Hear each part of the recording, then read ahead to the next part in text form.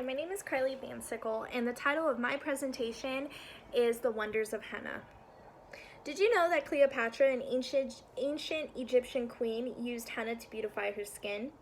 Did you also know they would paint the nails of mummies in ancient Egypt before being buried?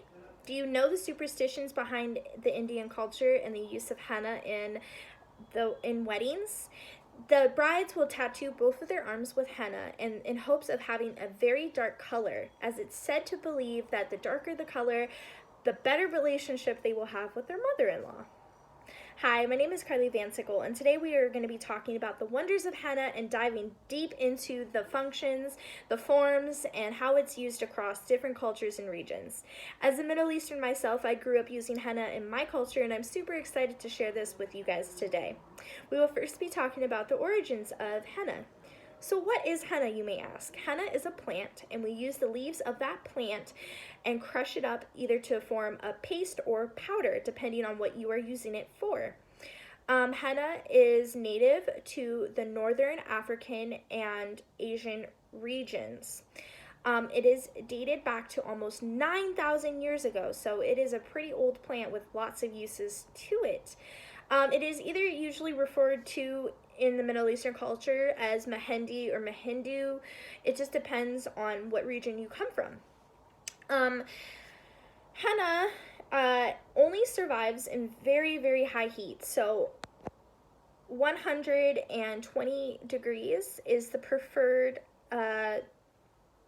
climate for this plant. So anything under 50 degrees, this plant will die. So this plant is basically for very high heat regions such as the desert. Henna is most popularly known for temporary tattoo. That's just the most popular for what it's known for. And how that happens is a reddish orange dye found within the plant meets with the keratin, which is a protein in our skin, and then that in turns it returns a orange reddish stain on the skin.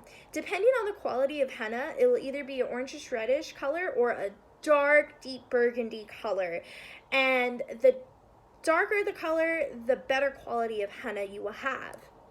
We are going to start with the uses of henna. Henna is an incredibly diverse plant. It has many uses throughout many different cultures and throughout many different regions, and it's been around for quite a long time.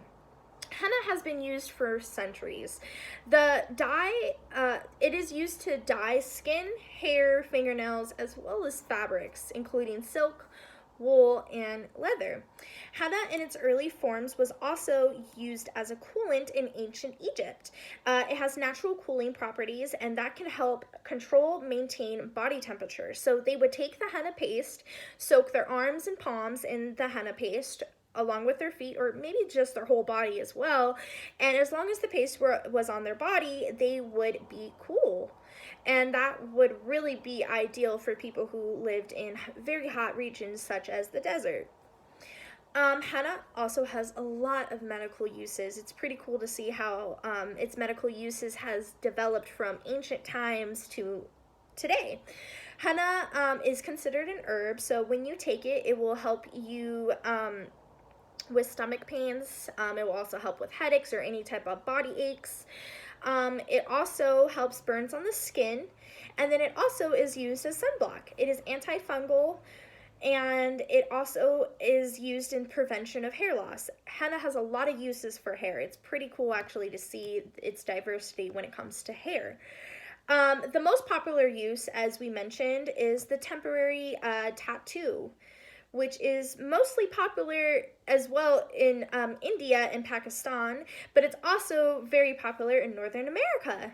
You can always see a lot of shops in the mall that do temporary henna tattoos. What's also very popular in Northern America, as I've seen growing up here, is the use of henna for hair dyes most specifically. Henna is natural, and it has hair dye properties, and it just, because it's being natural, it really appeals to people who are allergic to synthetic hair dyes, because a lot of the synthetic hair dyes have a lot of harsh chemicals.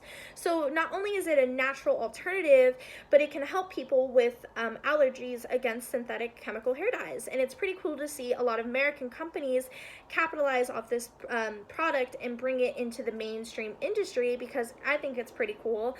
And it helps people in the Middle East who develop henna to also make a profit as well. We also would like to discuss the impact of different cultures with henna. Henna has played a lot of cultural traditions. So it plays many roles in cultural traditions. Celebrations such as birthdays, weddings, especially in the Indian culture, by wearing it all over your arms, your legs, all over the body. Moroccans will actually use henna to paint doors, and the reason they do this is to bring prosperity, or to welcome prosperity, and to chase away evil. In a lot of cultures such as Pakistanis, Indians, and Moroccans as well, and some West Indian African cultures will also use henna to paint sacred animals such as milk cows, horses, bulls, and they do this in order for protection against their sacred animal from like death or evil, and I think that's pretty cool too. Even America, henna has also been very popular for tattoos. Now, it may not be part of the culture, but I think that's pretty cool, because a lot of people will go on vacation and come back with henna tattoos in America. In conclusion, I think henna is amazing. It has served many different uses in cultures throughout discovery. Cultures throughout its discovery and history, as we also went over its origin and its original uses in ancient Africa and Egypt, throughout its uses now in today's age, such as medical uses, the hair industry, even as temporary tattoos. It has served many wonders as it continues to serve all different types of people throughout the world and different regions and cultures. Henna has definitely found its purpose in this world in many different aspects, and I just think that it's a wonderful product that people should, use if they find use of it. So today I have demonstrated the importance of henna and its history behind this multi-purpose miracle plant, as I like to call it. Thank you.